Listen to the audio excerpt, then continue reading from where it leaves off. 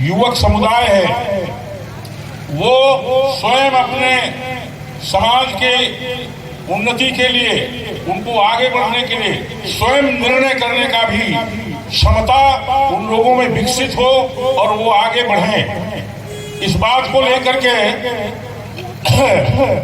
United nation में भी काफी चिंता रही और इसको यूनाइटेड नेशन ऑर्गेनाइजेशन ने 1993 में विश्व में अंतरराष्ट्रीय वर्ष मनाने के लिए संकल्प मनाया और 23 सितंबर 1994 को यूनाइटेड नेशन का ये ऑर्गेनाइजेशन प्रस्ताव पारित किया और 49/214 में निर्णय लिया गया कि विश्व आदिवासियों के लिए अंतरराष्ट्रीय दशक के दौरान हर वर्ष 9 अगस्त को विश्व आदिवासी दिवस मनाए जाने का पूरे दुनिया के अलग अलग देशों के आदिवासियों में ये वर्ष को तय किया जाता है और इसमें जनजाति समाज, आदिवासी समाज अपने अपने हिसाब से अलग अलग देशों में उनकी जो स्थितियां हैं, परिस्थितियां हैं, उसको समझ करके और आगे बढ़ने के लिए आदिवासी समाज में मानव अधिकारों के संरक्षण और संवर्धन पर उपयोग में स्वदेशी जो आबादी पर संयुक्त राष्ट्र कार्य समूह की पहली बैठक हुई और इसलिए अंतरराष्ट्रीय अपने अपने हिसाब से आदिवासी समाज के लिए अलग अलग समय में कुछ कुछ निर्णय, कुछ कुछ बैठकें, कुछ कुछ दिशा निर्देशन लगातार होता रहा है। लेकिन अपने समाज को भी जैसे किसी को अगर आगे बढ़ाना है, उसमें अगर स्वयं की प्रवृत्ति नहीं होगी, वो स्वयं भी आगे बढ़ने की इच्छा जाहिर नहीं करेगा तो उसको कोई बढ़ा नहीं सकता। इसीलिए मुझे लगता है कि हम सभी लोग मिल करके समाज को जागृत करें। आने वाला जो नवयुवक समाज है वो इस पर चिंतन भी करे, विचार करे, आगे बढ़ने की भी कोशिश लगातार करे और इन विचार चिंतन में जो यूएनओ ने अपने विचार से ये बात को आगे चिन्हित करती है कि ऐतिहासिक रिकॉर्ड के अनुसार 2016 में लगभग 2680 आदिवासियों की भाषाएं विलुप्त प्राय होने वाली थी। उसको भी संरक्षित करने के लिए यूनाइटेड नेशन ने इस पर बड़ा चिंतन किया, मंथन किया और इन भाषाओं को कैसे संरक्षित किया जाएगा, इसके लिए अलग अलग प्रकार की दिशा निर्देश अलग अलग देशों में काम करने वाले जो सरकारें थी उनके सामने प्रस्तुत किया। मैं ऐसा मानता हूं कि ये हम 9 अगस्त को विश्व आदिवासी दिवस तो मनाते हैं, इसमें अलग अलग जगह में बहुत अलग अलग प्रकार की समस्याएं आती रही। अभी बीच में आप लोगों ने देखा होगा लिपिकीय त्रुटि के कारण बहुत सारी जनजाति का वो आदिवासी होने का लाभ नहीं मिलता। एक बार मैं एक खरिया जाति थी, उसको लेकर के अंग्रेजी में खरिया लिख दिया KHARIYA, तो लोगों ने कह दिया कि खरिया है तो खरिया नहीं है और इसलिए इसका लाभ नहीं मिलेगा। मैं केंद्र में और बाकी जगह इसके लिए लड़ता रहा और अंततोगत्वा मैंने कहा कि इसको अलग अलग प्रतिष्ठान बने हुए हैं जो इसको जांच करते हैं, ठीक करते हैं, उन सारे जो विभाग हैं उनके सामने रख करके और आखिर में हम उसको ठीक करवा करके खड़िया या और जगह में अंग्रेजी के कारण बहुत सारा गड़बड़ होता, इसको ठीक किया गया तब ये हुआ। अभी बीच में 12 जनजाति इसी तरह से कुछ लिपिकीय त्रुटि के कारण उनको भी नहीं मिल रहा था।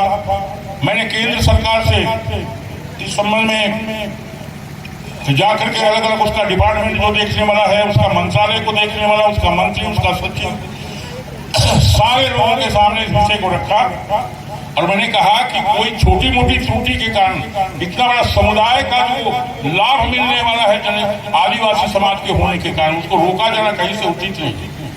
कहाँ गलती हुआ है उसको ठीक करने की बात होनी चाहिए। और ऐसा करके 12 जो जनजातियों का मामला रुका हुआ था, उसमें प्रधानमंत्री जी से भी अप्रोच करके मैंने कहा कि इसको जल्दी ठीक करवाए करके इसको आगे बढ़ाइए और बहुत दिनों तक नहीं रहना चाहिए। वो भी 12 जनजातियों का ठीक हो गया, लेकिन कहाँ कहाँ कुछ जनजातियों का शायद बचा है। आप लोगों की कहीं कोई जानकारी में अगर होगी, कोई अलग अलग प्रकार की जातियां हैं, उनको अभी भी उसका लाभ नहीं मिल पा रहा है, वो ऐसा कोई वर्ग हो कहीं पर बचा हुआ हो तो मेरे संज्ञान में आप लाएंगे तो उसे ठीक करने की दिशा में हम आगे बढ़ेंगे। दूसरी बात यह है कि अलग अलग समय में कुछ कुछ गड़बड़ी तो होती रहती है। अभी एक जानकारी है कि मेडिकल में आदिवासी समाज के लिए जो 32% है हमारे प्रदेश में, उसकी जगह में 20% या उससे कम कितना होगा ऐसा करके बताइए। हमारे पढ़े लिखे लोग, हमारे सरकारी तंत्र के लोग बड़ा चिंतित हुए और मेरे को भी संपर्क किए। मैंने तत्काल मुख्यमंत्री सचिवालय में इसको नोटिस में दिया कि 32% की जगह में मेडिकल में जनजाति समाज को कम कैसे मिलने वाला है, ऐसी घोषणा हुई है, मेरी जानकारी में आई है। तो वहां सक्रिय हुआ मुख्यमंत्री सचिवालय और 2 दिन पहले ही हमें जानकारी मिली है कि वो वास्तव में कम तो हो गया था घोषणा में, लेकिन उसको ठीक करके उसको यथावत 32% कर दिया गया, उस कमी को ठीक दुरुस्त कर दिया गया है। तो मैंने कहा कि तो अच्छी बात है, लेकिन ये कम कैसे हो गया? मान लो हम लोग सतर्क नहीं रहते या मुख्यमंत्री सचिवालय भी सदैव नहीं होता तो ये तो नुकसान हो गया था। तो ऐसी अलग अलग जगहों में अलग अलग समय में कुछ कमियां होती रहती हैं। जो पढ़ा लिखा वर्ग है, हमारा सरकारी कर्मचारी तबका है, उन्हें भी इस तरह की कोई जानकारी में सतर्क रहने की जरूरत है। और जो जानकारी आ जाए, हम लोगों की जानकारी में भी कई बार नहीं रहती है, उसको नोटिस में लाना बहुत आवश्यक है। समाज में शिक्षा काफी ऊपर है, लेकिन कुछ समाज अभी भी बहुत पीछे। ये कोरवा, कंवार, बिरहोर, पंडो, बैगा, जो प्रिमिटिव ट्राइब हैं, राष्ट्रपति के दत्तक पुत्र माने जाते हैं, इनकी स्थिति अभी भी बहुत खराब। केवल सरकारी तंत्र के सहयोग से कुछ होगा नहीं। मैं आप सब लोगों से निवेदन करना चाहता हूं कि जो भी हमारा पढ़ा लिखा तबका है आदिवासी समाज का, वो इन कामों में जहां जहां पर जिस वर्ग में, जिस विभाग में भी काम करते हो, जहां भी वो रहते हो, वहां पर थोड़ा इस तरह के जो कमजोर तबका कहां कहां है, उनका कैसे सहयोग हो सकता है, उनकी आवश्यकता क्या क्या है। पहले मैं अपने जन्मदिन 1 जनवरी को इन्हीं वर्गों में मनाता था, लेकिन अब टाइम नहीं मिलता है तो इनकी स्थिति का आकलन भी ठीक नहीं हो पा रहा। मैंने ट्राइबल डिपार्टमेंट को इसके लिए निवेदन किया है कि ये जो 5 प्रिमिटिव ट्राइब बहुत कमजोर हैं, उनके लिए योजनाएं तो बहुत है, सरकार के पास उसके लिए फंड भी बहुत है, लेकिन काम होता नहीं। यहाँ जो हमारा कोरवा, ये मैन पंडरा पाठ तरफ रहते हैं, वो कुछ अच्छे स्कूल में पढ़ रहे हैं तो उनके बच्चे तो अच्छे हैं। बस्तर में एक विद्यालय में भी मैंने उनको देखा, लेकिन सामान्य स्कूलों में पढ़ने वाले बच्चे बहुत पीछे। इसलिए ये जो हमारा बहुत कमजोर तबका है आदिवासी समाज का, इसको और चिंतन करने का, समाज पूरे का, जहां जहां रहते हैं पढ़ा लिखा तबका हमारा जो इस विषय को समझता है, उनके सहयोग की जरूरत है और उसको अध्ययन करने की जरूरत है। उसके लिए सरकार की तरफ बहुत सारी सुविधाएं केंद्र सरकार, प्रदेश सरकार की ओर से रहती है, उनको मिलता नहीं, उनकी जानकारी भी नहीं रहती। ये समस्त बातों को आगे चिंतन करने की आवश्यकता है और ये आयोजन करके आप सब लोगों ने इस पर बहुत सारी बातों का मंथन किया है। जैसे अभी कहीं कहीं हमारे पूर्ववक्ता बता रहे थे कि मणिपुर में जो कुकी और नागा जनजाति हैं उनकी दशा बहुत खराब है। केंद्र सरकार को मैंने इस पर पत्र लिखा कि सबसे पहले वहां हिंसा को समाप्त कर दिया जाए, और ये जो मैतेई समाज है जो है तो ओबीसी ग्रुप में आते हैं वो भी आरक्षण का डिमांड कर रहे हैं। कोई भी मांग है वहां हिंसा से तो कोई मांग पूरी नहीं हो सकती, और इसलिए सबसे पहले फोर्स भेज करके वहां हिंसा को समाप्त कर दिया जाए। महिलाओं के साथ किसी तरह का अनर्थ अन्यथा कार्रवाई वहां हो रही, कौन लोग कर रहे हैं उनके खिलाफ कार्रवाई हो। सबसे पहले हिंसा को बंद करके, और उनकी क्या क्या मांगे हैं एक ग्रुप वहां बैठे और उनकी सारे डिमांड को नोट करे। और ये जो जनजाति वर्ग वहां पर मणिपुर में काफी परेशान और दुखद स्थिति में पड़ गया है, उसको रोका जाना चाहिए। केंद्र को ही उसमें सरकार स्टेट राज्य सरकार वहां पर भी है प्रमुख दल की, लेकिन उनसे कोई उम्मीद नहीं की जा रही है। और इसलिए हमने केंद्र को कहा है कि इसको तत्काल वहां हिंसा रोक करके उनकी मांगों पर अलग से कुछ एक ग्रुप बैठे और उनको सुन करके विधि सम्मत जो बातें हैं उसके हिसाब से निर्णय उनकी मांगों को सुन करके करना चाहिए। अलग अलग क्षेत्रों में इसी तरह से कभी कभी कुछ बातें आगे पीछे होती रहती हैं, और निरंतर हमारा जो मैंने बुद्धि सम्मत हमारा जो ग्रुप है जो पढ़ा लिखा तबका है उनको अलग अलग समय में कुछ बातों को देखते रहने की जरूरत है। बड़ा अन्याय भी हो जाता है, कहीं अनाचार किसी एक समूह के साथ में, कभी कोई एक बच्ची के साथ में, कभी कोई एक महिला के साथ में, और समाचार पत्रों में जब आता है तभी हम लोगों को मालूम पड़ता है। और इसलिए इस तरह के अनाचारों का शिकार भी हमारा समाज होते रहता है, कि सब पर ध्यान रखने की जरूरत है।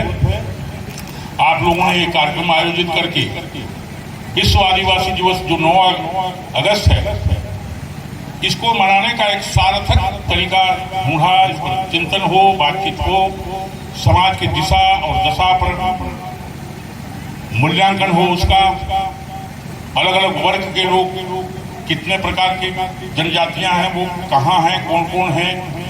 संभवतः छत्तीसगढ़ में 42 जनजातियां, और 42 जनजातियों में कोई ग्रुप बहुत छोटा है, कहाँ रहता है पता ही नहीं चलता है। इस पर भी समाज को थोड़ा और आगे बढ़कर के चिंतन करने की आवश्यकता है। और मैं समझता हूँ इसी तरह के मनन और चिंतन से आदिवासी समाज निश्चित रूप से सभी दृष्टि से अर्थ धर्म काम मोक्ष सामर्थ्यवान होगा। और आप सब लोगों के खास करके जो बौद्धिक वर्ग है हमारा, उसकी जिम्मेदारी ज्यादा बड़ी, वो मिल करके अन्य लोगों के साथ में वो ठीक करें। मुझे ऐसा लगता है जैसे हम ये 15 पार्ट में जो कोरवा समाज 50-50 एकड़ जमीन है एक परिवार के साथ, लेकिन वो काम ही नहीं कर पाते, या कोई दूसरा आदमी उनका खेती कर रहा है और वो बहुत पीछे पड़ गए हैं। वहां पर अच्छा ये खाली उनको सहायता भी मिल जाए तो खेती नहीं कर पाते। मुझे वहां लगता है कि कुछ जो शासकीय तंत्र में जो हमारे लोग हैं वहां रहें और उनके साथ मिल करके उनकी खेती को कैसे किया जाए, कैसे कर सकते हैं, उनको प्रेरित करना चाहिए। नहीं तो इतने साल हो गए आजादी का, हम लोग अमृत महोत्सव मना रहे 75 वर्ष, उसके बाद भी उनकी दशा जहां की तहां। उनके साथ में ही मिलकर के कुछ लोगों को काम वाम करने का, पढ़ाई लिखाई करने का, इसके लिए प्रेरित करने की आवश्यकता पड़ेगी, ऐसा मुझे लगता है।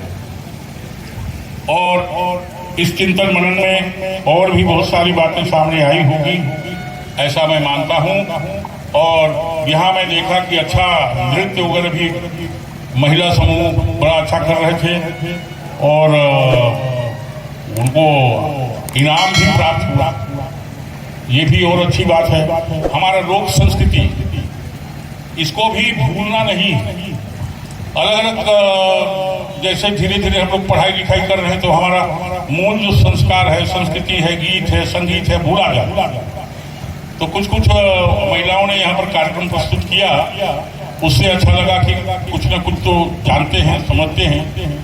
और हम लोगों के भी अलग अलग प्रकार के बहुत सारे गीत, संगीत, लोकगीत हैं, उसको आजकल नए लोग जानते नहीं, सब भुला गए। इसलिए मैं आप लोगों को समझाने के लिए पहले एक दमकट गीत सुनाता कि आप लोगों को बहुत सारा पढ़ा लिखा आदमी जानता ही नहीं,